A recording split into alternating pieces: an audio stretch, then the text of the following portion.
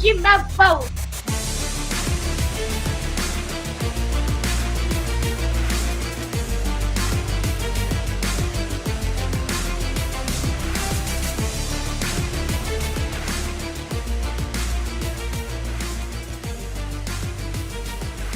Court is in session with Ryan in Sacktown on If You Don't Like That.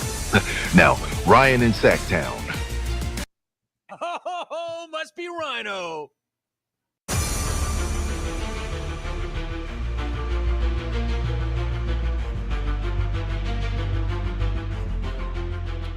What is up, everybody? It is a beautiful Monday here in Sacramento. The sun is shining. The sky is not falling. How was the weekend?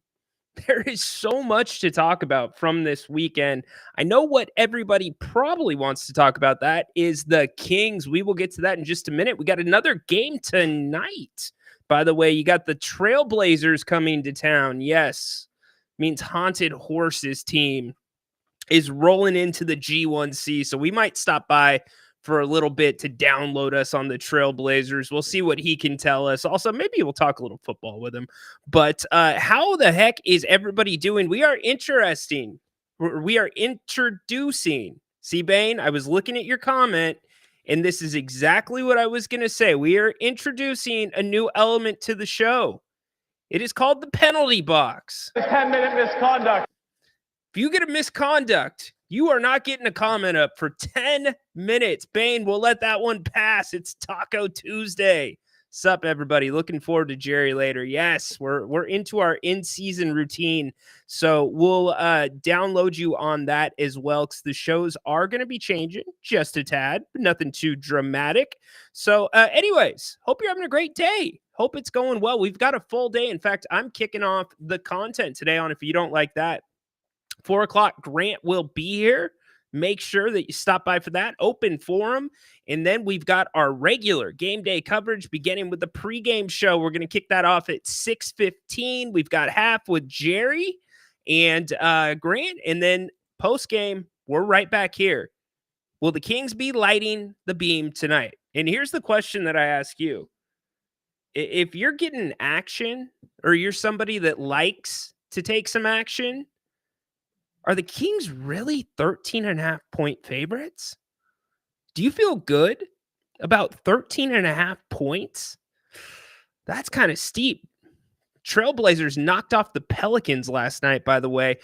Not sure if you caught this morning's Kings Court podcast. Make sure you go and listen to that, because I talk about being dialed in with the team, being sourced, having a pulse on what's going on inside the building. And what I talked about was somewhat of what I was hearing. And it's something that I touched on the post-game show, but it's also resonating within the building right now. A couple of the players, both DeMar DeRozan and Keegan Murray, spoke about it at shoot-around this morning as well. So make sure you're paying attention to the Kings Court shoot-arounds. You'll be seeing those almost on a daily basis now that we are in season. We're brought to you today by Bennett's Westside Grill in Rockland. You know about Bennett's and all three of their locations here in the greater Sacramento area. Make sure you get to their website. Please do me a favor. Check out the specials. Just do it. What does it hurt? Monday? 2 entrees, bottle of wine, under $70. Pretty hard to beat. Weekend brunch. Did you make it out there for that? Prime rib this last weekend? So good. All good there. Prime cuts of seafood and steak. And they've got a great bunch of different, like I said, specials. Happy hour 2 to 6 Monday through Friday. So we are going to get to the Kings here in a minute. Let's get to the chat. By the way, if you would like to call the show, I would love to hear from you today. You can use this link that I'm going to put in the chat. It is also pinned to the top of the chat. You can scan the QR code too. So like I said, open phones. If you want to call, because we'll put you right up. Let's kick it off with our dude, Corn Dogs. Probably going to talk about some college football. What's up, man? Yeah, so Saturday night was very busy for me because there were so many games going on. There was Some great college football games going on right around, the tip off of the Kings Lakers. So I'm just switching back and forth, between everything all at once. And I was just like, man, now that NBA's around, this is going to be even more interesting. It's an amazing time of year. There was so many things that were newsworthy this weekend that happened besides the Kings. Take the Kings out of the conversation. There was still a lot going on. Oh, yeah.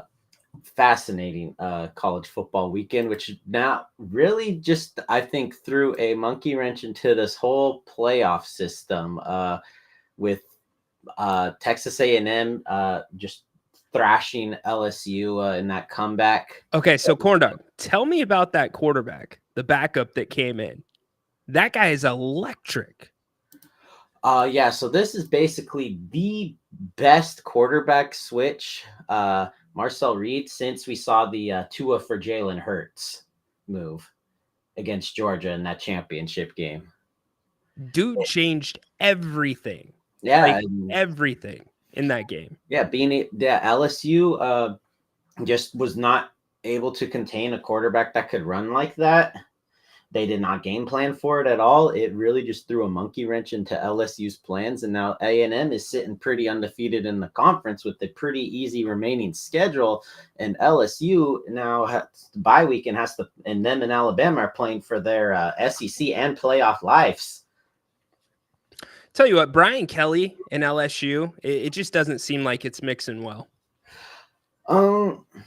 Yeah, they did get a win against Alabama a couple years ago. I know that was probably one of his career goals was to beat Nick Saban at Alabama, and he just needed, a team with better talent at the wide receiver end to do it. No, nothing against Notre Dame, but Notre Dame not pulling what they used to talent wise in some areas. But this is, Grant will tell you about him. Brian Kelly's just not a big game coach at all.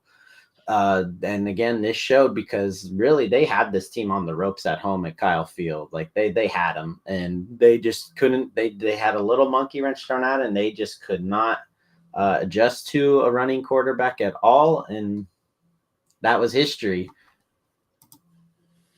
Georgia comes off the bye this week. They've got Florida, Oregon won again. Fight in the Michigan State game. 30, 45 seconds. Anything else you want to cover on college? Navy, Notre Dame. Yeah, that was a beating. Yeah, you know what? Navy just was not prepared for that big of a stage and moment. They had those fumbled snaps. They just really beat themselves. Honestly, there's flashes where, Horath, that big run where it was like 14-7, but Navy just could not live up to this big stage as a program. Hold on. We got to make this distinction, though. Look at the NIL funds between Notre Dame and Navy. Like, unlimited and barely anything, non-existent. It's two different worlds. Oh yeah, but again, I think if Navy really, I don't think they would have won one, but I think maybe they could have covered that spread if they really shot themselves. I mean, 6 turnovers is an anomaly. Yeah. I don't care who. That's a huge anomaly. Yeah, it's a good point. Like that almost never happens, no matter who you're playing. But I feel like maybe it's probably closer to being a 35 to 21 point game if the turnovers were cleaned up. But yeah, Notre Dame has probably sealed their playoff spot if things stay the course there. Well, we'll see. Marcus Freeman's been known to lose a few that you were supposed to win. Lucky for them, they have probably the biggest disaster fest coming up next week in Florida, or the next 2 weeks after their bye week against Florida State. And that's what they should be worried about. But you remember when they lost the game at home? It was the biggest upset. To me, that was the exact thing that you and I talked about. I said, you've got to use the quarterback different. He's not a pocket passer. You got to get him out running, do some RPOs, and they've made that change, and they look a lot better offensively. Yeah, and then Florida State, they have nothing going for them. They've already been the worst. They already have the worst next season record after going undefeated in a regular season. Their players can't catch a pass to save their lives. They can't really run. They've tried different quarterbacks. This is just a wash of a season. It's a gap year. Let's use a college term. It's a gap year for Florida State's program. Well, it probably needs to be a little bit of a lesson that you can't just rely on the portal, because that's what they've done the last couple of years. They've got to start doing some more recruiting, or a little bit better recruiting, to say the least. You going to be watching the Kings game tonight, buddy? Yes, I will be watching this Portland game. I'm expecting the team to gel a little better coming off of that Lakers game. I know we got off to a slow start in that game. We just kind of let it get. We tried coming back, even in that second quarter, but I feel like if we would have just started off that whole game better, we could have probably have finished them off. But, again, this is kind of not really a new team, but, we are gelling some new pieces, especially with DeRozan. I think it's going to clean up eventually. I mean, we started off slow in a couple of seasons and, made a good push. So it's not the end of the world. Obviously, it's a long season. And then we also have the World Series. Yes, we've got that going as well. Call Grant, 4:00. He'll want to talk to you about that. Oh, yeah. So, all right, Kings. All right, buddy. Have a great rest of the day. Thanks for kicking us off. Yep. Appreciate Corn Dog kicking us off. Let's get to the chat really quick. And yes, we are going to talk Kings. I know that's what everybody is here for. Let's see. Adam, eyeballs. Okay. I thought today was Wednesday. See, now you guys are flirting with the 10-minute misconduct. You guys are really flirting with it. Just saying. Let's see. Ryan, you're a little choppy. Did you forget to change your Bluetooth? Bane, there ain't no Bluetooth around here, my man. Arvin, welcome. How you doing? Going to the game tonight with the fam. Awesome. Yeah, Arvin, it's going to be interesting tonight, because if the Kings, and by the way, Portland is on the second night of a back-to-back. So just like the Lakers were, Portland played at home last night. They beat a very good Pelicans team. In fact, they blew them out. If the Kings come out flat, if they don't come out with energy, and if you watch the start of the Kings-Lakers game, you would have had a hard time telling which team was on the second night of a back-to-back. They come out like that tonight, you might get a couple boos from the G1C, but I'm with you. I think energy will be high. I'm going to get to what I teased at the beginning, the one commonality that has been going through the locker room and a point of emphasis, something that we thought with DeMar DeRozan would be fixed, would be addressed with this team. And granted, we're 2 games into the season. There's 80 left, but, a loss like Saturday, if you want to hear us bash Mike Brown, go watch the post-game show from Saturday. But I stand by what I said on that show. That was the worst coach game that I remember in Mike Brown's tenure here in Sacramento. And the media, we'll get to it in a little bit. We'll save it for a little bit. But Arvin, I hope you have a great time at the game. Adam, Obafemi possibly joining Raw tonight. Not a surprise. Dude's a beast. Mike Dizzle, Ryan, you play ball. Don't you think Fox having a splint on his shooting fingers makes a big difference? His shooting has been bad. Not necessarily. No, Mike. Every shooter is different. Some shooters will splint those fingers purposely with no injury whatsoever. So I don't know of any injury that De'Aaron's dealing with, or an injury he dealt with in the preseason, off season, that's causing him to splint them. I just know he's splinting them. He hasn't changed anything in his shot. Everything is mechanically the same, but it's something I will look into. I will do a little bit more digging. It can also be one of those things that if you have something that you are fine-tuning and tweaking as a shooter, and it's an unnatural feeling and you're trying to get the muscle memory to start working there, you're talking about these fingers that he's splinting, because I'm a lefty too. Yeah, no, I don't think it's a big deal, but I see a lot of people talking about it, and it's a fair point, Mike, because it's different.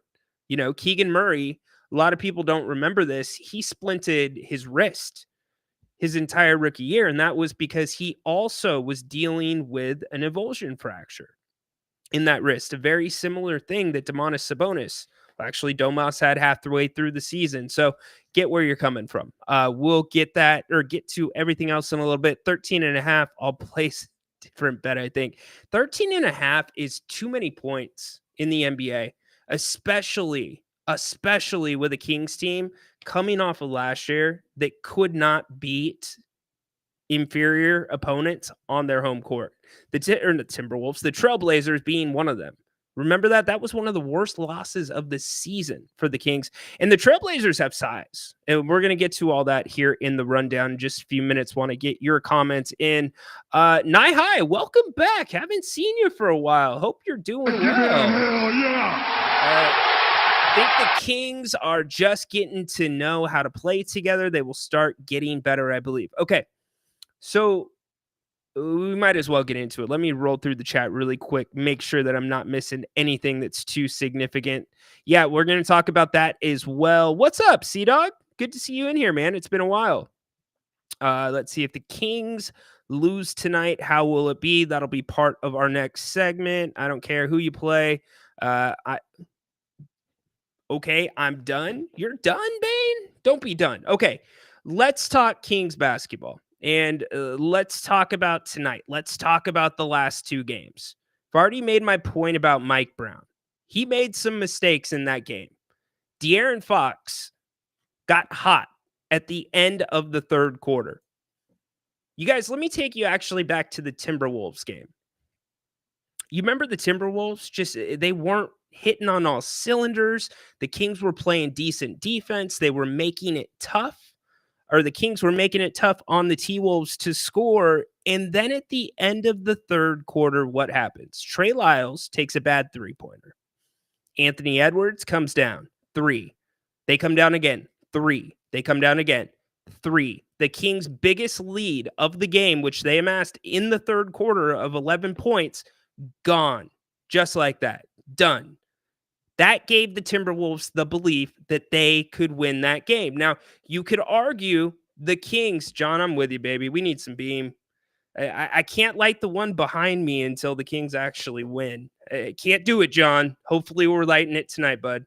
But anyways, the Kings actually played pretty good in LA. There were some bright spots. Kevin Huerter played well. Regardless of whether he was out of position here or there, and by the way, everybody was out of position here or there at one point or another in the game. I watched it back. I've watched that fourth quarter 3 times now.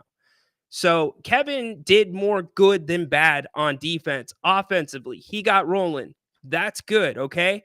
But regardless of the back and forth between the Kings and Lakers, at the end of the third quarter, De'Aaron Fox got it going. He got it going. And the Kings end that quarter up, and I track everything. The Kings end that quarter 94-87. 94-87. I circled right here on my chart. You guys see that? I circled IQ because that was a high IQ end of the quarter, something we don't usually see from the Kings, something they struggled with all last season. Domantas Sabonis had 2 really good plays, smart plays, hustle plays at the end of the quarter. Very similar to what Minnesota did to the Kings. The Kings were doing to the Lakers. They were up 7 and they had a chance to blow the lead out of proportion and send the Lakers packing because they're on the second night of a back-to-back. That matters for a team like the Lakers, a team that's older. You've got Anthony Davis. You've got LeBron James, 22nd season. You could have gotten them to fold their tents and go home. But what's Mike Brown do? He puts De'Aaron Fox on the bench to start the fourth quarter. Didn't make a lot of sense. And after the game, by the way, I'm not going to call out because I think a lot of the people that I respect in the media here in Sacramento do a very good job. However, the media was an embarrassment after the game on Saturday.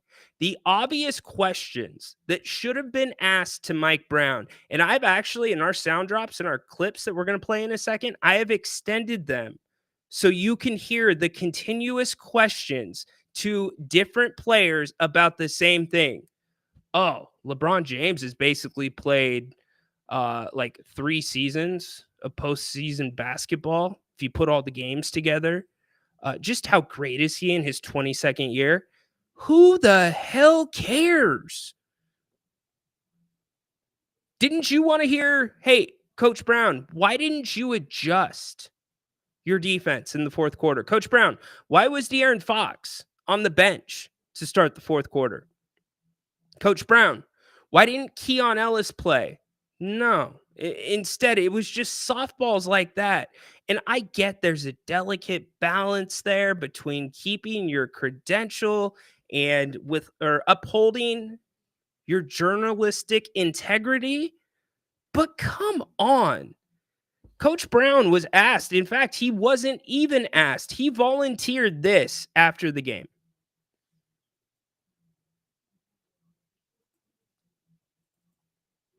Sorry, sound drops are loading slow. Here's Coach Brown after the game. Oh, and that's why we're not there. There we go.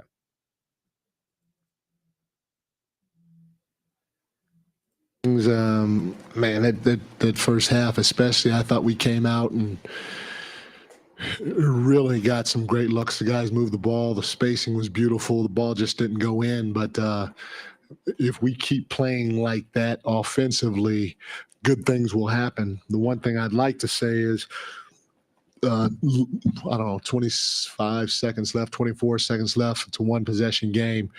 We hit, and I shouldn't have called the hit, and they got a bucket to go up 2 possessions. So I told the guys, that's on me. I'll take that, which is unfortunate because there's still enough time to, with us having 2 timeouts going down the stretch, still enough time to get a stop hypothetically or go steal foul if we need to. But that was a tough offensive play that we gave up, and I'm going to take the blame for that one. On the flip side, one of the things we talked about coming into the game was their ability to offensive rebound, and they got 13 of them. Austin was a bear on the boards. Austin Reeves really was a bear on the boards, and that kept them in the game or helped them extend the lead when they needed to. So I got to give those guys a lot of credit. We talked about playing fast. Our guys did a great job of playing fast. We didn't do a good job of crashing offensive glass. For us to only have 5 offensive rebounds, we usually get more than that, and we're going to need to get more than that. And then the last thing is, you give LeBron a lot of credit. They went on a 21-3 or 21-0 run to start the fourth, and burned a timeout and didn't want to lose another one. Maybe I should, maybe I shouldn't. I don't know. Okay, so Coach Brown acknowledged at the end of the game they should not have run what they call double fist, which is basically a trap action. I don't actually have a problem with him running that trap action. What I have a problem with is when LeBron James is going off and the Lakers have identified the mismatch that they want, which was Keegan switching with Domas and putting Domas on LeBron. Keegan was on Keegan was on LeBron. Sabonis was on AD. They kept going back to that well, and the Kings never adjusted out of that, even after the 21-0 run. So why do you not do something different? You can ask about the timeouts. He acknowledged one of them. There's that as well. Okay, let's get past all that. Again, that is for the post-game show. You can go watch that if you want at your leisure right here on this channel. What I want to talk about is this. This Kings team has not played bad basketball. That's what's been the most frustrating thing about this. If you look at the last 2 games, the Kings' 2 games this regular season, the majority of both of those games, the Kings have played well. Coach Brown talked about the lack of offensive rebounding. The Kings end up giving up 13 offensive boards to LA, which you can't do. But the problem we saw last year with this team was extended runs of bad decision making, rushed offense, panic, and not being broken up, quite frankly. Coach would let him play through it. Coach would just let it go. And I get that some of you are frustrated at times with Coach Brown because you think he called too many timeouts year one. And then last year, it was somewhere in the middle. The other night against LA, it definitely wasn't there. There was no timeouts. He called one during the run with LeBron, but it was after the Dalton Connect basket, which we had people calling up and criticizing Coach Brown about. And I'm thinking, that was good defense. I went back and watched it. Kevin Huerter defended Dalton Connect well. That's about as hard of a corner shot as you can make in today's NBA. But anyways, getting back to the point, when we got DeMar DeRozan, the thought process, at least for this Kings fan, was, hey, we probably shouldn't have those runs like we had last year, or at least they'll get broken up. DeMar will get to the line. DeMar will go to ISO, and I'm not putting this all on DeMar, but I'm giving you my process or my thought process. There's no way the Kings know these are a problem, because what we have learned already through 2 games, and this could change, but through 2 games, we have learned this Kings team is not good enough to sustain a bad 6 minutes of basketball, a bad 4 minutes of basketball. They just can't, because in both games, the Timberwolves and the Lakers, the Kings played, they were the better team, I would say, for the majority of the game. So I go back to the Timberwolves game, and these are the runs that I'm talking about. In the second quarter, this is what the Kings did offensively. They went free throw, turnover, then they had a field goal, offensive rebound, free throws, missed three, miss. You got a bucket, miss two, end of the second quarter. Now, that's not a great stretch, but it wasn't nearly as bad as what we saw Saturday. Everybody wants to talk about what LA did during that 16-0 LeBron run and that 21-0 Lakers run as a team. Here's what the Kings did offensively. Miss 3, miss 2, miss 2, miss 3, turnover, miss 3, miss 3, missed 3, turnover. That is where the game was lost. That was it right there. The Kings come back. They kind of get a little bit more momentum. In fact, they go, check this out. They go turnover, 2, 2, 3, 2, 2, 3, 2, and 3. All in a row in the fourth quarter. But the problem was they were trading baskets with the Lakers. They had already fallen into that hole.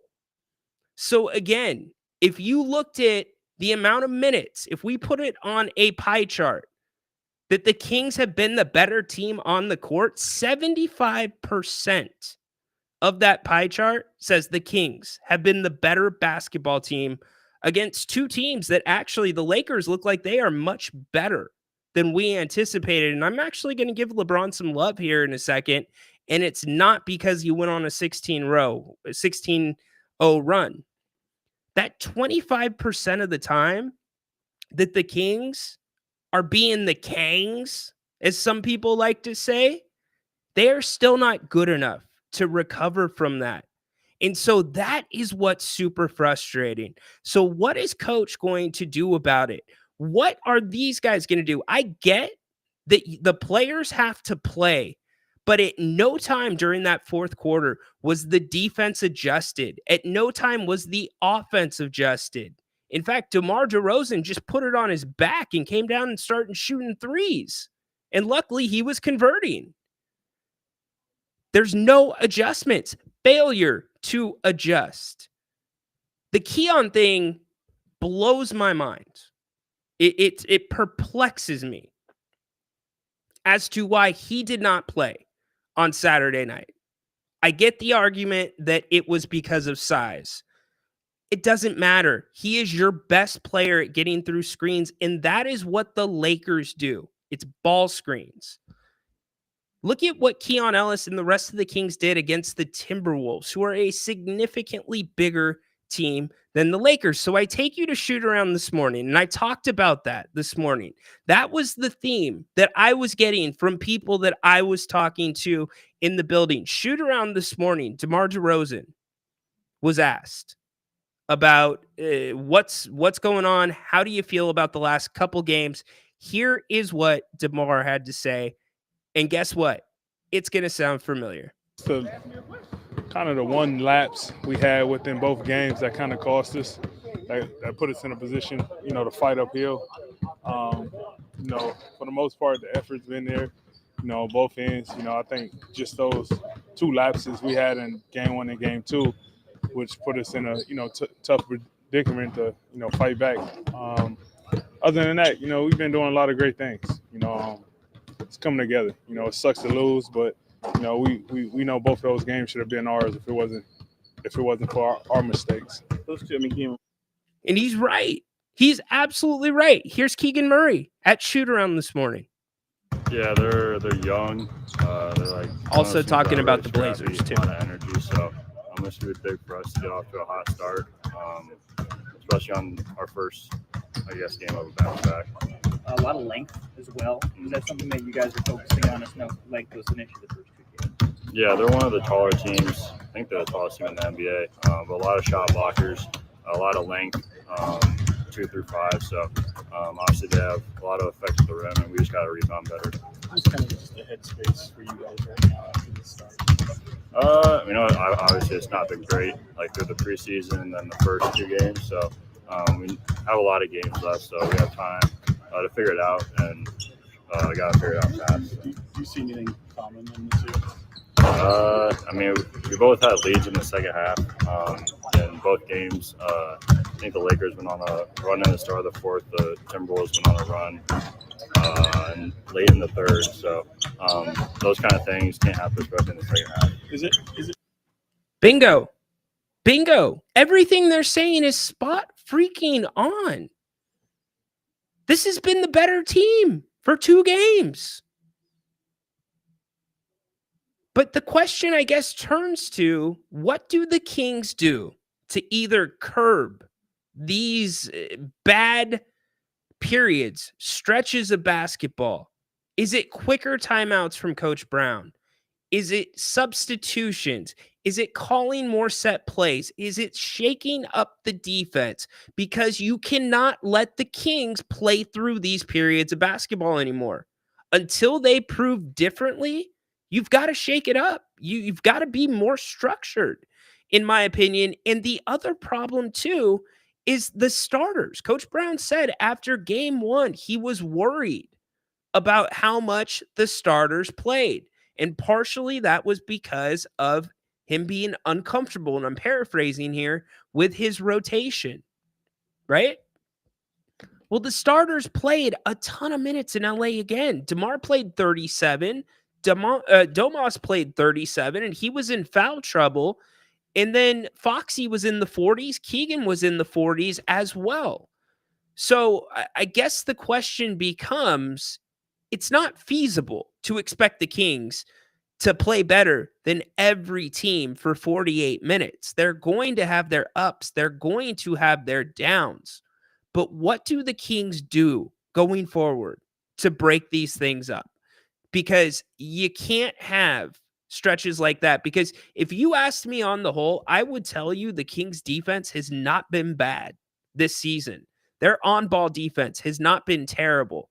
You'll point to LA, which is fair, but that was ISO basketball That was mono e mono. That was pick and roll. And we talked about it in the pregame show. Communication was going to be key. And I thought Jordan McLaughlin and I thought Keon Ellis needed to play a big role in that game, just defensively. Didn't mean they had to play a lot of minutes, but they had to play a big role. You have to pester, you have to annoy teams that are on the second night of a back-to-back. Make them pick up. In fact, some of you might be wondering, because I noticed it while we were watching live. Austin Reeves in the fourth quarter, he was letting the ball roll as the Lakers threw it inbounds. You guys remember that? And the Lakers had a lead, which is the bizarre part, because when you have a lead, you want time to run off the clock. You're not saving clock. That's what you do when you are down.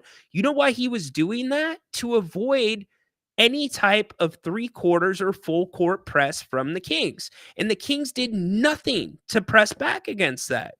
Nothing. So it becomes an adjustment thing. It goes to the players and the coaches. Not going to put it all on Coach Brown. The coaches give these players a lot of freedom to play basketball, free-flowing, naturalistic, a lot of reads. But the problem is, when you give that type of liberty, you also always have to be giving 110 freaking %. That means when things are not going right, that's when you cut harder. That's when you're looking for those backdoor cuts. And too often when the Kings went into isolation in both games, Minnesota and against the Lakers, they stood around and they watched. So what are the Kings going to do tonight to force the pace? Pace has not been bad. Right now, they are 7th in the NBA in pace. But you know what's bad?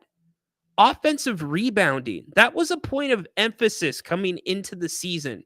The Kings are dead last in the NBA right now in offensive rebounding. So a lot to talk about. We'll keep going through it. Let's get to your comments. And Jay, I'll come to you right now. BJ, my man, missed you. Good to see you back in there. Take each play seriously. Again, I'm not trying to bash this team. This team is actually playing good basketball, despite what their record shows. The basketball has not been bad, but the stretches of basketball have been horrific. So it's like you're doing 75% of the time, this team is winning the court. This team is controlling the game. And that other 25% of the time is so bad that they can't recover from it. It's that bad. It's like that DB for Chicago that was taunting the crowd while the play's going on. And then the Hail Mary gets converted. Portola, what's up? The center for the Blazers, Klingon, is huge. He's a big man. Blazers are the biggest team in the NBA. So you're going to get another big dose of size. Look, the Kings showed that they can deal with size. Look at what they did against Minnesota. The size does not worry me. The approach worries me. And that's what I want to see change tonight. BJ, what's up, dude? If you can't identify mismatches, then it's going to be a 38-42 win season. Well, if you can't adjust to mismatches, at what point do you run a second guy at LeBron James? At what point do you do that? It never happened once. Or Anthony Davis. Dennis, do you think it's ball movement and not the quick shot taking? The quick shot taking is a problem because you know where it rears its head? It's in the stretches where the Kings are in the midst of a bad run. That's when they rush to the shots. I went back and watched again. Malik Monk, deep three, quick trigger. Trey Lyles responsible for one of those as well. The Kings almost panic, and I expected that to change, especially this being a third-year team. This is basically the same team for 3 years with DeMar DeRozan thrown in the middle of it. So how does that improve? How does Coach Brown get that into those guys? I don't know, but it has to. Yes, quick shots are a problem because they do it at the worst possible time, or at least they have the last 2 games done it at the worst possible time. Let's see. Klingon, yep, got your horse. Let's see. When you're up, you got to make good decisions. Yes, indeed, Nye. Charles, what's up, my man? Hey, Rhino, I know it's only been 2 games, but do you think Herter is back on track to earning that starting 2 spot? Yes, I do. I absolutely do. The Kings were making a clear effort to get him the ball at the start of the game. Took him a little bit to get into the flow, but then he started knocking shots down. He was in that zone. I think Mike Brown played Kevin Huerter too long in LA on Saturday night. He played him too long. And again, I'm still looking for an explanation as to why Keon Ellis did not play in that game. Still blows my mind. One other note really quick. Colby Jones has been assigned to the Stockton Kings. He's going to participate in training camp with them, which has just gotten underway. So that is a new bit of news that dropped today as well. Let's go to the phones really quick as I continue to look at your messages. Jay, what's going on today, babe? Going on? How you doing? Doing good, buddy. Well, what's your game plan for today going in? And by game plan, I mean strategic game plan, not what we need to improve on. We're facing the Trailblazers. What is the game plan against the Trailblazers today? It's constant pressure. It's constant movement. It is frequent substitutions. It's a little bit of zone defense, and it's finding a body. You got to block some people out. Yeah. There's no excuse for the Kings coming out and not being the more aggressive team tonight. If there is no energy in the Kings, there is a problem. Yeah, we're going to be in trouble for sure if they're lackadaisical. I want to get your opinion on my game plan. So yeah, I think mine is very simple. Jeremy Grant will be in a straitjacket all night long. He won't score more than 18 points. I'm not letting up on him. You can have Anfernee Simons, Simmons, whatever his name is, go off for 30 points. I don't care. Jeremy Grant will not score more than 18 points tonight. And that's where your frequent substitution strategy can come in handy, with having a fresh guy to play defense and almost box and one defense strategy on him. I don't know if you know what that means, but yeah, it's a man-to-man, but you're following the guy wherever he goes rather than helping and playing the traditional man-to-man. Well, you would put the guys in a box, but obviously it'd be a man-to-man, but that guy would be followed all night long, starting with Keegan Murray and mixing it up a bit. That's my game plan. He cannot score more than 18 points tonight. Simons, score 30. Don't care. That's not enough to beat us. And there's really no one else. He had 27 last night. That's fine. Give him 40. You let him get 40, you let Simons get 40, Jeremy Grant gets 18, you're at 58 points. They can't score another 60 with the rest of the people they have on that team. We can score 130 points tonight. But I promise you, Jeremy Grant, he scored 34 opening night and I think 28 the night before. The only thing is when you hear Jeremy Grant, he doesn't have the same stature or status of LeBron or Anthony Edwards, the guy who scored 30-something points on us game 1 of the season. But that doesn't matter. When I'm looking at this game plan, I'm looking at who on this team and what threat do we need to eliminate. And if Jeremy Grant has a tough night, it's going to be a tough night for those Trailblazers. Look, the way that you combat size is quickness. It's textbook. It's simple. And to your point, yeah, there's going to be a big focus on Jeremy Grant, but you've got to make their guards work. You've got to push them, much like the Timberwolves game. The Kings really pushed the Timberwolves off of their spots offensively. Anthony Edwards, you could tell he was trying to get to certain spots, 3-point line, elbow extended, and the Kings just kept pushing out. It's got to be a little bit of the same tonight, but that also starts with closeouts and on-ball defense. Yeah. So, and this is kind of where the basketball IQ comes in, Jay, because there's a fine line, and I know the team is big on deflections and they're charting them, but a deflection can also become a very simple basket, just like that if you overplay the wrong way. So I think Coach Brown needs to have these guys tonight on a tighter leash. And I would not have a problem going deeper into the bench if I need to, if the energy is not there 1 through 12. It doesn't matter to me. But yes, you do have to worry about Jeremy Grant. And his talents. And remember, the last time they played Portland, the Kings beat Portland 2 times out of the 3 meetings last year. But the last time we played them, Chauncey Billups just said, hey, all I want you to do is shoot 3-pointers. Huck them up. Get them up. And there was like 13 offensive rebounds in the first quarter. It was the last game of the season. So, yeah, we can't allow that either. The offensive rebounds and just rebounding in general, we're not doing very well with that. So that's going to need to change for sure as well tonight.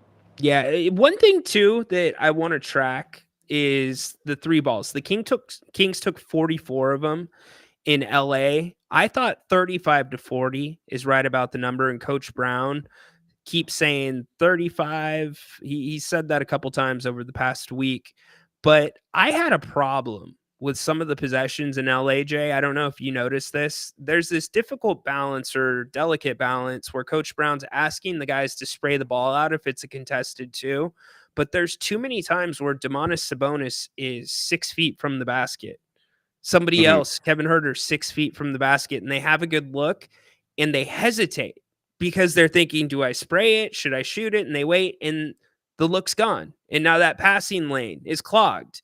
And so now you're looking around, you've got your dribble picked up. I just feel like sometimes you got to let basketball be basketball and let it be simple. I mean, if you don't want Domantas Sabonis shooting a 6-footer, the hell do you want him shooting?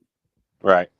No, I mean, I remember after game 1, he made a point that those threes that we were shooting, or we had a lot of open looks. So when the defense collapses a lot, which they will when you have someone like De'Aaron Fox, you'll have about 2 to 3 guys help over because they know he's probably going to blow by his man offensively.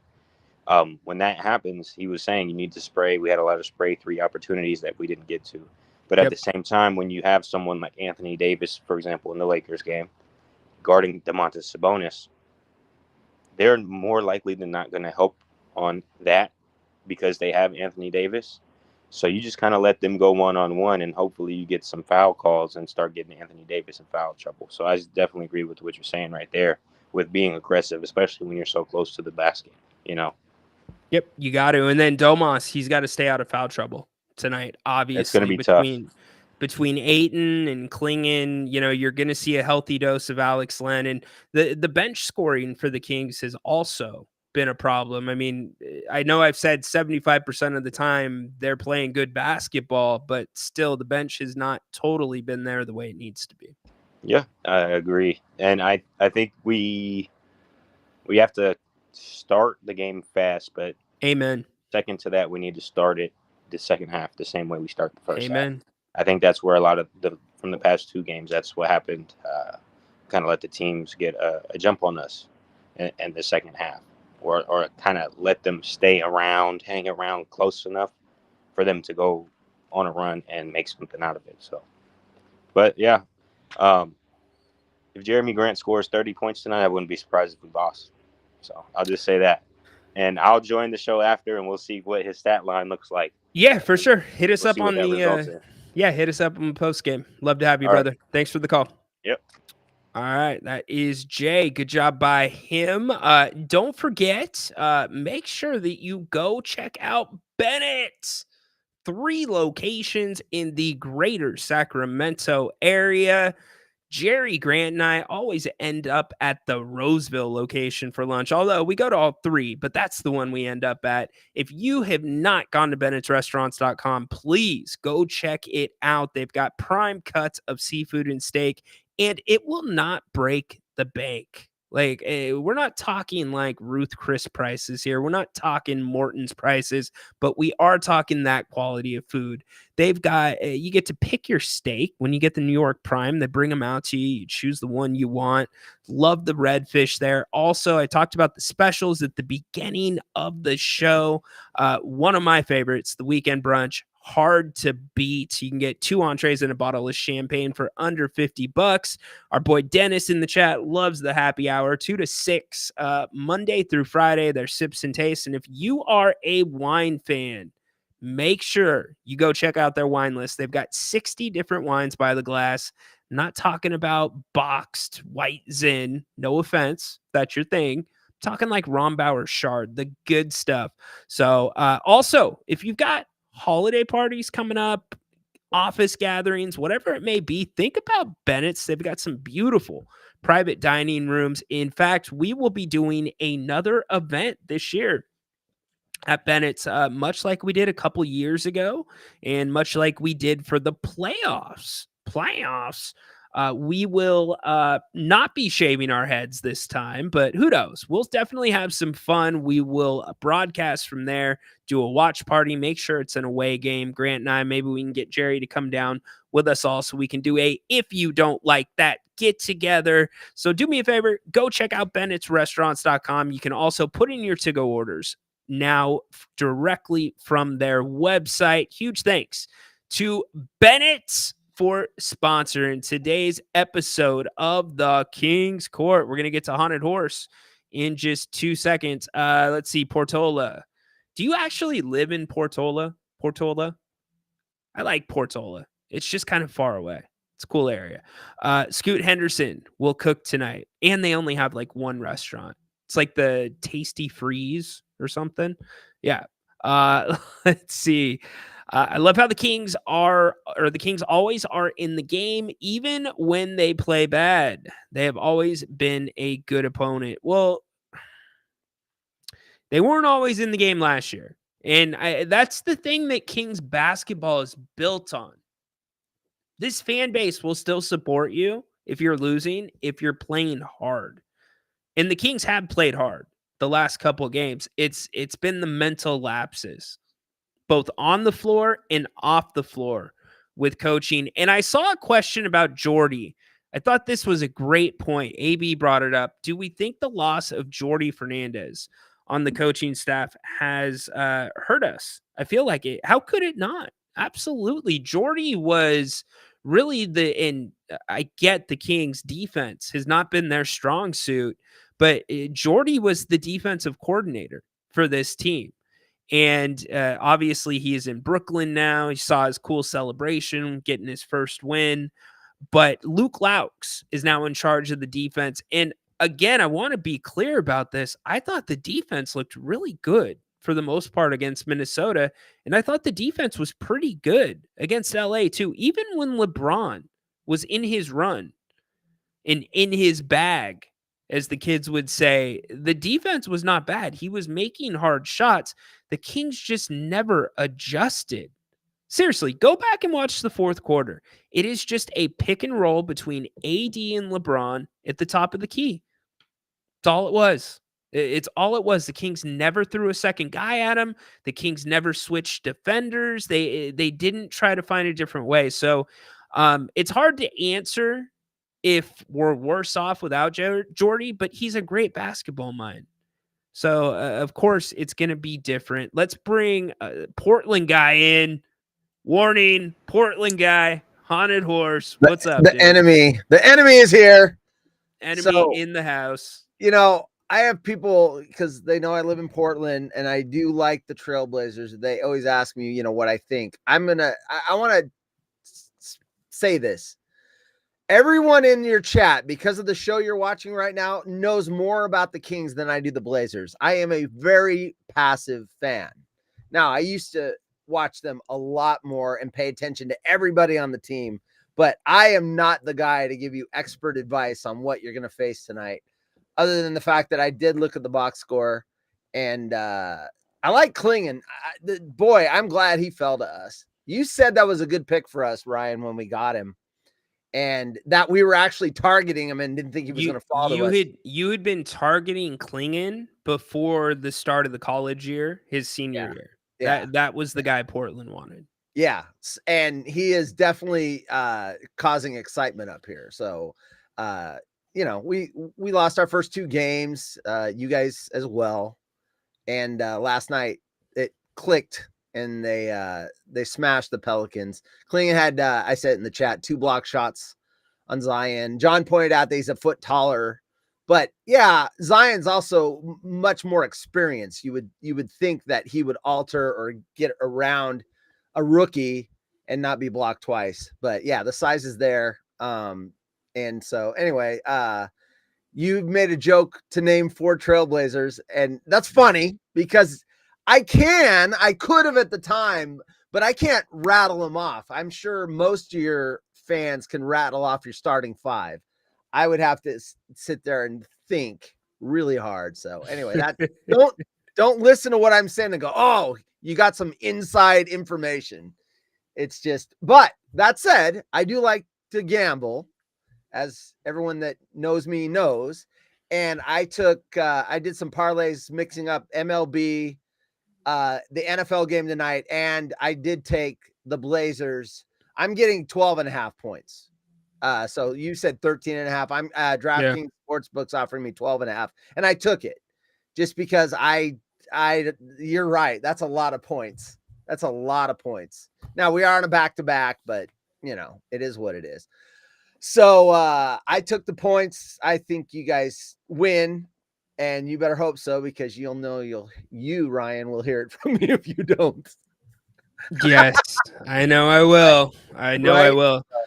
So anyway, just like the Seahawks 49ers stuff. Oh, and speaking of the 49ers, boy, last night looked really good until it didn't. I thought, man, I've seen some leads, 2 10-point leads blown this year. I thought, oh no, not to the Cowboys. Please, not to the Cowboys. Anybody but them. And they had that good defensive stand on that last Cowboy drive. I mean, 4 passes, 4 incompletes, and covered well, no flags, and they stepped up when they needed to. So 49, I'm not ready to say that I see this team making the playoffs. I am not thinking Super Bowl. I'm not even thinking NFC Championship game. I'm saying maybe we get in the playoffs. Listening to the McCaffrey news every week, I just don't think that guy is going to, you know what? He might try to go, but what scares me is the Durant thing. Yeah. That I would rather have him shut it down, let that tendonitis, because I had tendonitis in my elbow and I still got it because my job is physical. And the doctor basically said I would have to lay off of that motion. And for me, it's picking up heavy stuff for like 8 months. Yeah. Yeah, right. That's a nice motion. Picking up heavy bags of dirty laundry. Yeah, right. And, not do that for 8 months. Well, what am I going to do? Tell my boss, hey, I can't do my job for 8 months. Yeah. Yeah, I got so, I'm hoping he does not try to come back, because I know he probably wants to, thinking that he can change the trajectory of the team. Shut it down. We've got him long-term signed up. I do not want him to roll his Achilles, because now all of a sudden you're talking about a career changing or ending injury. I know they're not always career ending anymore. They're success, but they don't come back the same. Yeah. Especially a running back. So I would rather have them just make the playoffs, not go anywhere, rest everyone up. I said this on Friday, and retool and give it one more shot next year. And then decide whether, where you're going to start to make big changes in the player base. Aren't you going to have to make some significant changes, though, with having to pay Brock? Yeah, well, here's the thing. How cutthroat. I mean, most NFL teams are pretty cutthroat, right? Do you bring back, and I don't know what the cap hit is, but do you bring back Ayuk that just got this big contract? I don't know what cutting him, dude, is that save you any money or not? Well, no, it depends. An ACL and an MCL, well, just forget the MCL. The ACL, they come back in a year, but they're not back to normal for 2 years. And I know that's cutthroat and horrible sounding and everything else, but you got to look for salary. You got to keep Brock Purdy. You can't let him go. You know what? The Ayuk thing to me was a panic move by the 49ers. Right. Because they're all in this year. It was Ayuk's not a $30 million receiver. He's just not. Like, you're seeing it even with the tools and the studs that the Niners have on the outside. He didn't look right. And I get part of that's missing training camp, but did they sign him because they knew McCaffrey was in trouble? Oh, I have no idea. Well, no one's going to know because they would never say that. But did they already have a thing like, this guy might be out for a period of Could time, have. and there, you got your big 3 targets. You got Debo, you had Ayuk, and you have McCaffrey, right? And then if you lose one of the your best player, you do probably start to panic. Like, we can't go in the whole 0-4, 0-5, waiting for this guy to come back, sign Ayuk, because otherwise that leaves you with Debo. You know, Mason stepped up, but anyway, I know that these teams know a lot more than what they tell the public. I'm not sure that they didn't know that they were in trouble already with McCaffrey. Now they say I don't got think worse the week before the first game, but the question that I have not been able to get answered is, did they do a physical on McCaffrey with the extension? How do you not do a physical when you extend his contract? Like I said, that the fact that Kyle Shanahan babysat McCaffrey when his dad coached McCaffrey's dad, I wonder if they just trust. I get your point, dude, but I don't care. I don't care if it's your son. When you're dealing with that type of money, like, that's a. Would you do that for your son? Make him get a physical. Yes, he's on your team, and you're like, we're gonna sign you an extension, but I want a physical. 100%, because Really? I am just as responsible to the other 52 in the locker room. Right. No, business is business. I don't know. Now, his dad, Ed McCaffrey, said that he got the tendonitis because he overtrained. And he doesn't know how to back off. He knows one way to train, and it's go. And if you start to feel pain, you just push through it and go. And I think Ed McCaffrey, I don't think he's covering for his son or saying this and this. I think he's probably spot on. Christian McCaffrey seems like the guy that there's a reason you get to the number 1 spot as the best player in football. It's because you outwork everybody else, and you've got the physical gifts to do it. But Ed McCaffrey says he did it because he trained through the pain, and when people were saying you need to slow it down, he didn't listen. It's one of the most, to me, interesting conflicts that we are going to see evolve just greatly over the next 5 years, is this battle between the players and their trainers versus the teams and their trainers. Right.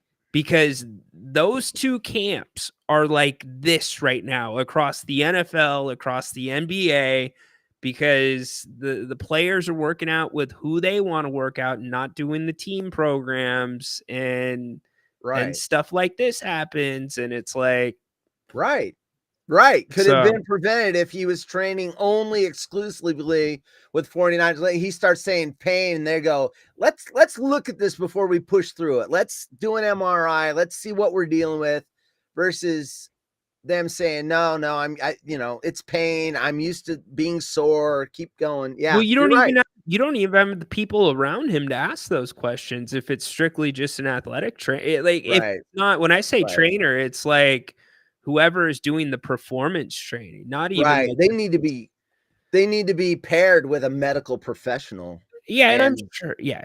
And that's what teams do. And I'm saying what you're saying is that's not what players do. They don't.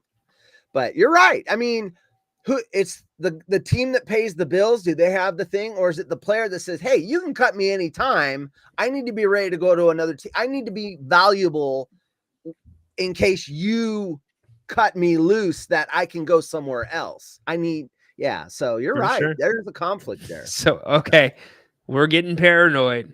They want you gone. They're like, run horse. All right. Well, look, the team does pay me to get intel from this show and feed it to the coaching staff. So you're on to me. You're on to me. I've already, I heard Jeremy Grant, needs to score 30. So I'm going to be feeding that information to them. Got it. Yeah. Love it, and dude. Size and speed beats size. So I'm going to say maybe we need to go a little smaller, because Ryan says, they've got a counter to our size advantage. Yeah, right. Right. Good job. Hey, I didn't light the beam the day after a loss. I'm just saying. So if they lose tonight, I'm just saying. Dude, I was just making sure it worked. Ah, There you I- go. dude, it's weird. I am all about science and logic, but I do have superstitions. I All do right. have them, like I'm gonna- wearing certain hats during games and stuff like that. Yeah. I'm going to send you out on this one. Dorian wants to know that he's going to a Kings Blazers game. Does he need to get tickets beforehand, or can he get them on the day of? I would say going by what I think our team is going to do this year, which is we're not going to be in the mix again. I just don't see that happening. I think you can get them when you're up here, and you probably save some money because right now the fan base is hyped. The season's just starting. We've got a new player with Klingon. I think you will save money if you wait, and you probably get some decent seats. There you go. If I thought this was a team that was a 1, 2, 3 seed in the playoffs, then this town buys up, gobbles tickets, and then they sell them at a premium. I don't think that's going to be the problem in February. There you go. Not with our team. So. All right, dude. Way to knock it out of the park. Who you got tonight? Not in the basketball game, the football game. Football game? Yeah, I like the Steelers, and I even took a lot of times. I like to go money line because I'm working it into a parlay, and there's nothing worse than being beat by a spread when you've got the other pieces. So, but I felt good enough to where I took the Steelers -6, and then I mixed in. I think they're going to run all over the Giants. Giants have a horrible run defense, so I've got Harris, and I don't have it up in front of me, my bet, but Harris and his backup. It's like a 1-2 punch. Anyway, getting. Hold on. Now I want to get the right thing. Harris and anyway, his backup both getting touchdowns. I've got the Steelers, and then I even mixed in. I made some bets with the Blazers covering against Sacramento, and Judge hitting a home run in the World Series because I think he struggled in LA. You get back home, I think you get that comfort level, that vibe or whatever. So I got him getting a home run. And then I went with a couple things like Harris and the Steelers spread. I went like $2 bet, and it's going to pay like $60. There you go. Those all happened. So, all right. thanks Well, for having me on the show. You're welcome. Thank you. I'm I hope on, your work Blazers vacation all week, so I'll watch your show. appreciate it. I hope the Blazers bet doesn't cover for you, buddy. Oh, hey, we can still have win-win. I can cover, and you guys can win the game. So if you guys win by 7 points, I still get my win on my bet. That's a win-win. I'll think about it. I'm your buddy. I'll think about it. Like I control it. Get out of here. Freaking haunted horse. Yeah, you know what? When Dennis said that, I'm like, did that happen? Did they actually lose when Haunted Horse came on? Speaking of the Blazers, if you're looking for a full breakdown of the game tonight, especially what the Blazers do, I've got their stats. I've got an idea of what I think they're going to run against the Kings. Also, I've got all the numbers from last year. Make sure you come back for the pregame show at 6:15. We're going to go through all of that, like Dennis is talking about Scoot. We're going to get through all that stuff on the pregame show, 6:15 tonight. And then again, we've got Jerry at halftime joining us.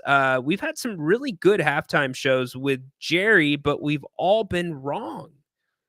The last 2 games, we've all picked the Kings, and we were wrong. Hopefully, we are right tonight, and then we wrap it up tonight.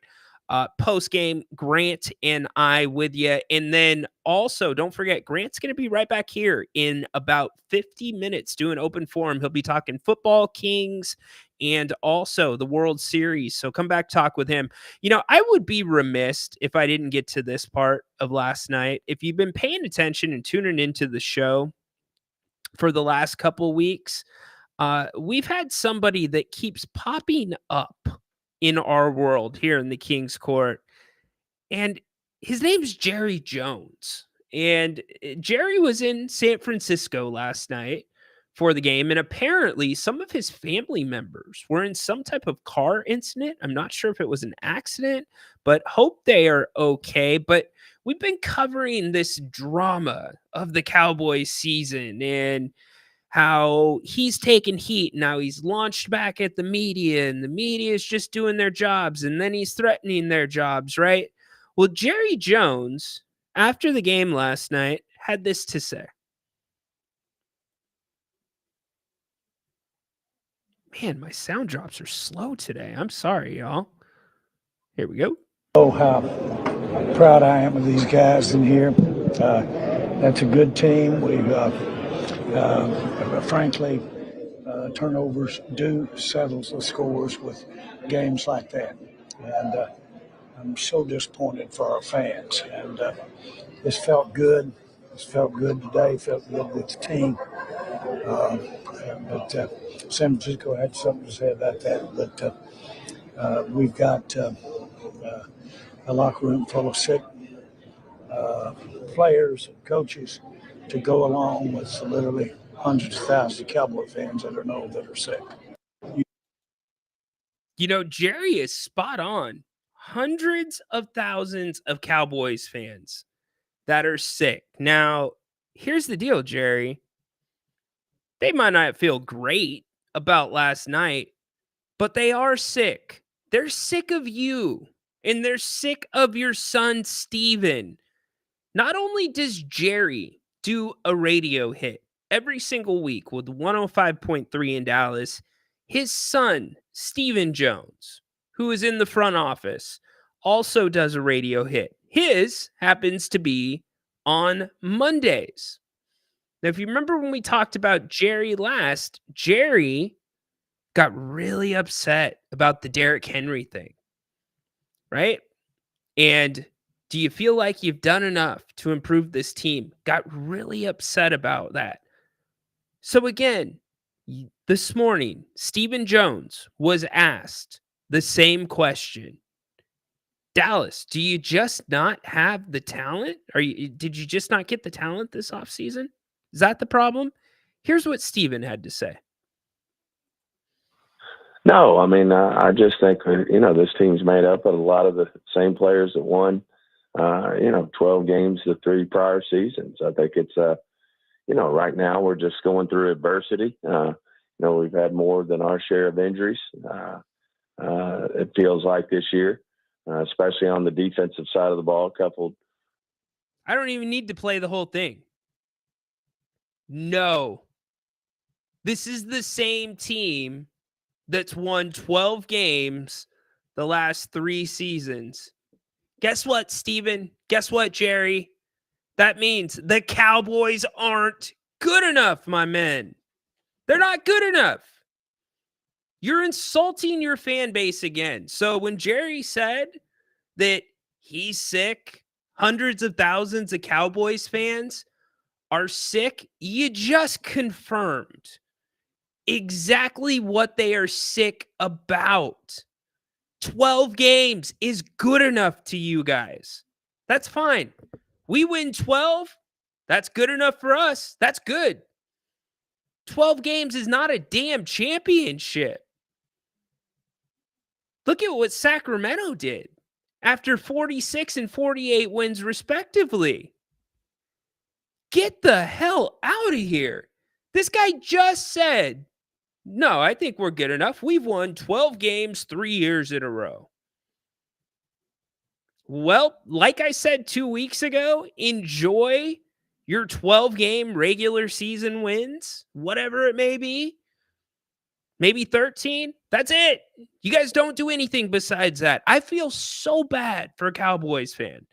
Honestly, feel terrible for Cowboys fan. Al, what's up, dude? How you doing? I'm good, Ryan. How you doing, buddy? Doing great. Good to hear from you. Thanks. Hey, you know what? Jerry Jones, I'm with you.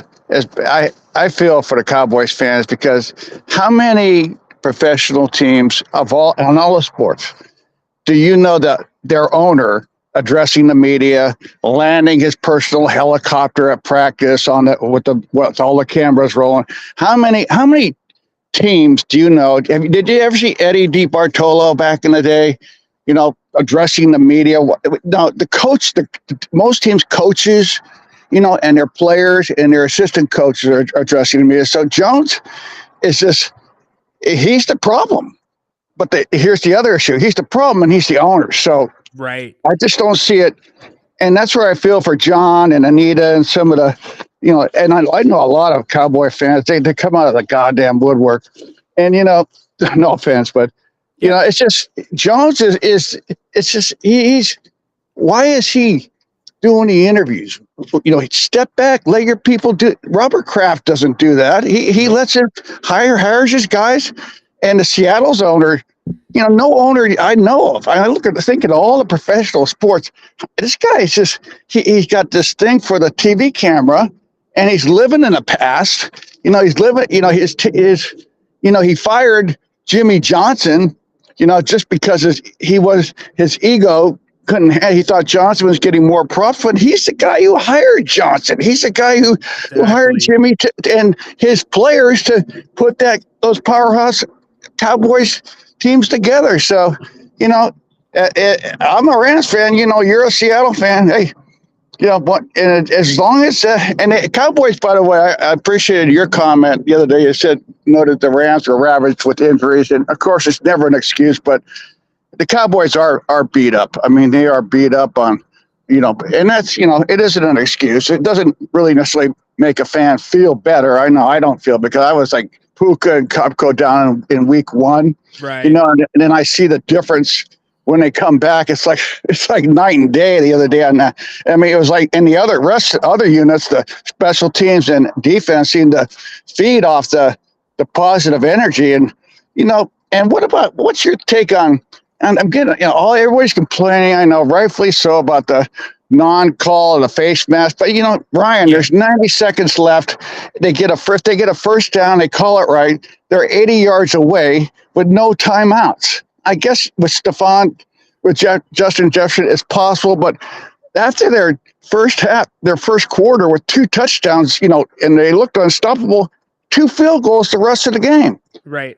I don't really see it. I know it was a bad miss. How can and the ref saying they didn't see it? Well, where are you looking? Are you looking at the left tackle? Are you looking over here on the sideline somewhere? You got to be focused on the quarterback, I would think. But what's your take? I think still felt the game, but the Rams had the game in hand. Yeah, Al. I mean, I thought they had the games in hand too, but I guess it's that whole chance thing, right? Like we saw yesterday with Chicago and Washington. Right. But the bigger problem, Al, is it's not so much would it been the chance, it's about the people that have money on the game. Right. Because depending on the spread, depending on the over-under, where that's at, like that could have affected a lot of people. And I think that's where a lot more of the criticism that you hear criticism about, it was a bad call. But I feel a lot of those people pushing that narrative is because they've got action on the game. Hey, Ryan, I'm just boggled by, I know, I'm an old guy. I'm back there. I'm a year older than, I'm boggled by, once they suspend guys for a year, back years ago before you were born, Alex Karras and Paul Hornung, Karras played defensive tackle for the line. They got suspended but now, recently Calvin Ridley. But let me ask. Yeah. I mean, there's so much hypocrisy. Then I'm looking at these commercials.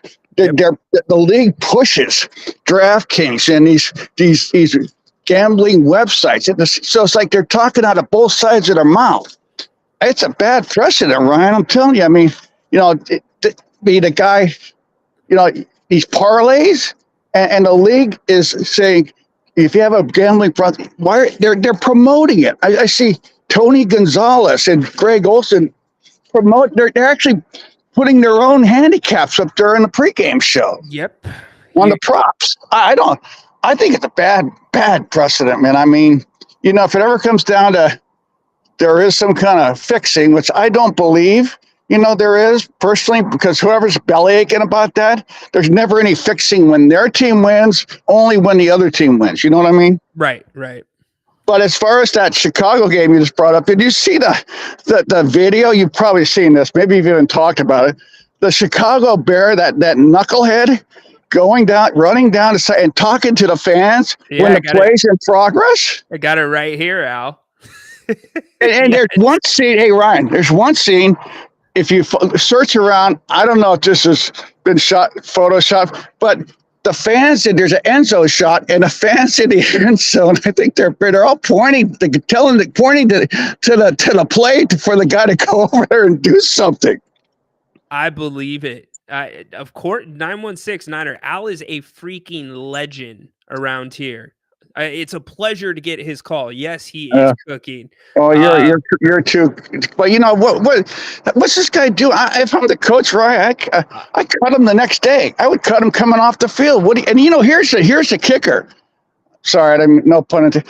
The guy apparently is the player who ran back in. Maybe he should have stood and stayed talking to the fans. He ran back, and he's the one that tipped the ball up in the air. He was late to the play, Al. And he came sprinting in, and he it's almost like he came up, and like how Kareem would do a jump hook, he just hooked the ball.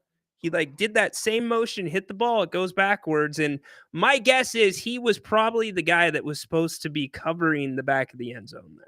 That guy that was covering the back was just completely wide open. It's just, I don't know how, I mean, I know not, and of course the coaches are all, well, it's a learning, it's not a learning number. Not here. Ryan, your young son, if he's playing Pop Warner, he would know better than that. Don't tell me it's a learn. Don't tell me it's, you know what it is? That's that touchy-feely bullshit. It's not a learning moment. You're stupid. You don't know what you're doing. Get off the field if you want to go sign autographs before the games play. Oh, you cost your team the game.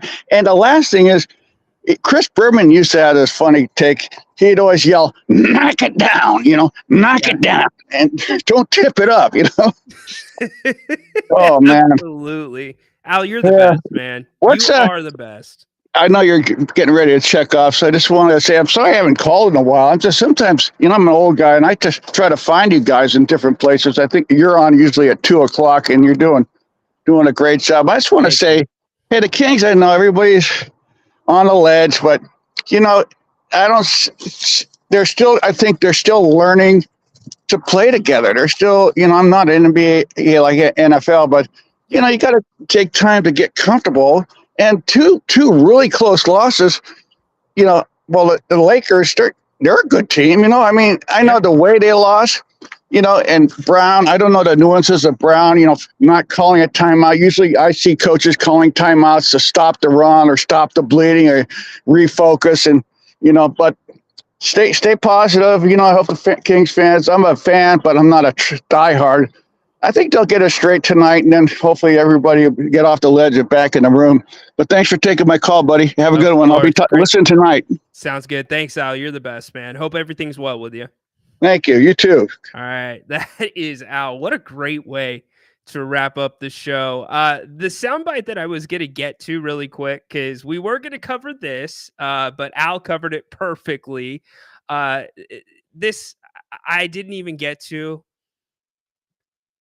I don't even know what to do with that. Who is that? What I do know is that is not Dwayne Wade. It's Dwayne Wade from the neck down. But AI could not make up something as bad as that. But that is Dwayne Wade's new statue. And apparently he was involved in the making of this.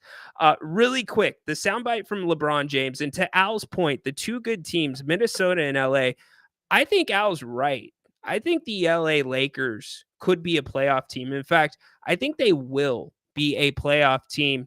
And for the first time in the last 2 or 3 years, I actually believe LeBron. Based off of what I have seen on the court, it's not just lip service. This is what he had to say after the game.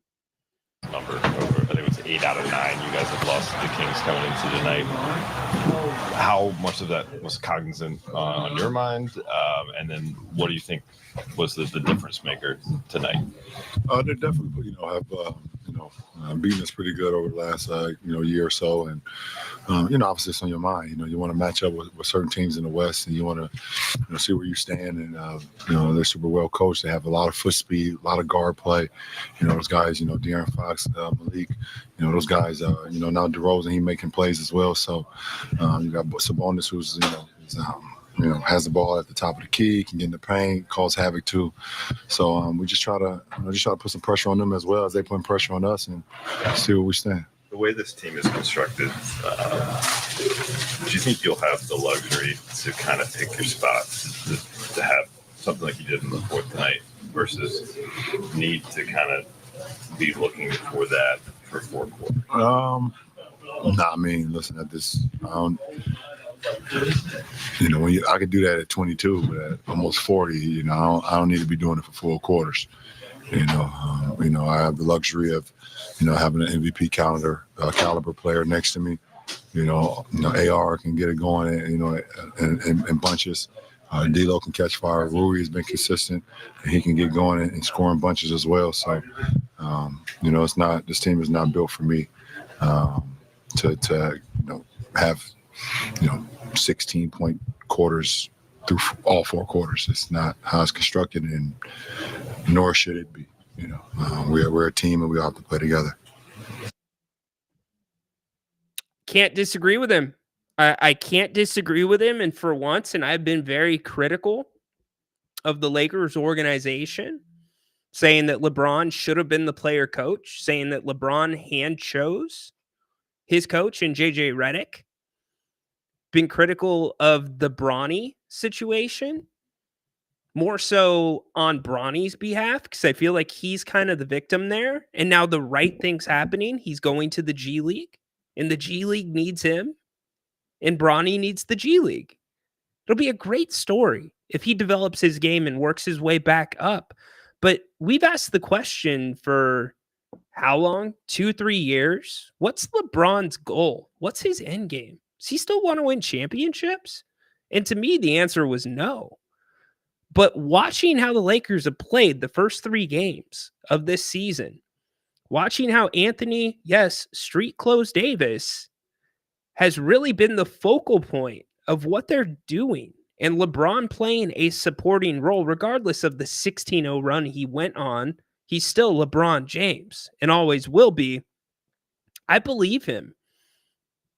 And I'm not trying to say good things about the Lakers here, but I got to be honest. They look good. They look really good. And that's the right mindset if the Lakers are going to be successful. So that was very refreshing for me to hear from LeBron James. And it wasn't one of those bullshit things. You could tell that was genuine, or at least it hit me as genuine. So anyways, all right, we will be back tonight. Grant's going to be here in 30 minutes. Make sure you join him. But again, we've got full coverage tonight of the Kings and the Timberwolves, beginning with the pregame show, 6:15. Nah, my man. I don't know who this is. I'm serious. Like, who is this? Lawrence Fishburne?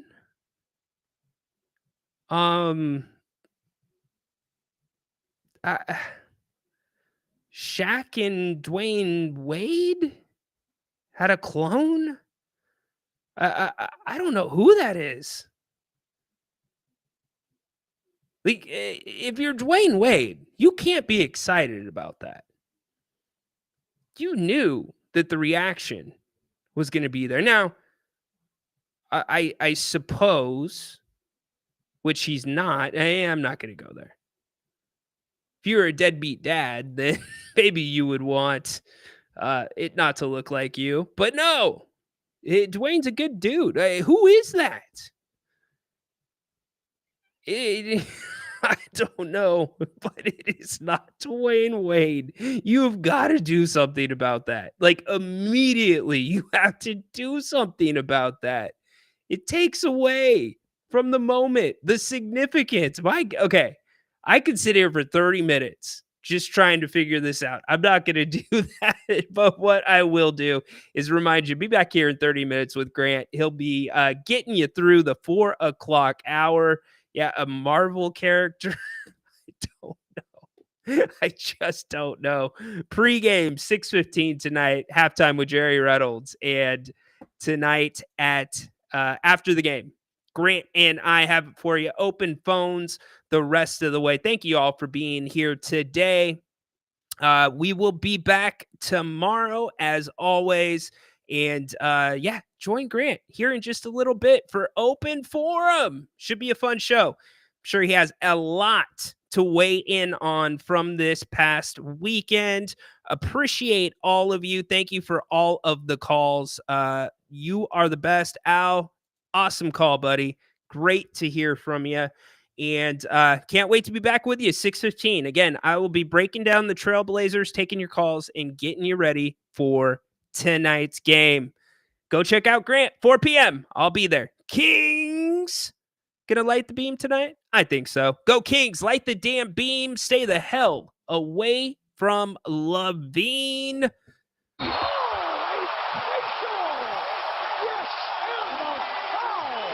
That's gonna happen to Klingon tonight, Horse, by the way. Compliments Keegan Murray or Malik Monk. Light the damn beam. Court is dismissed.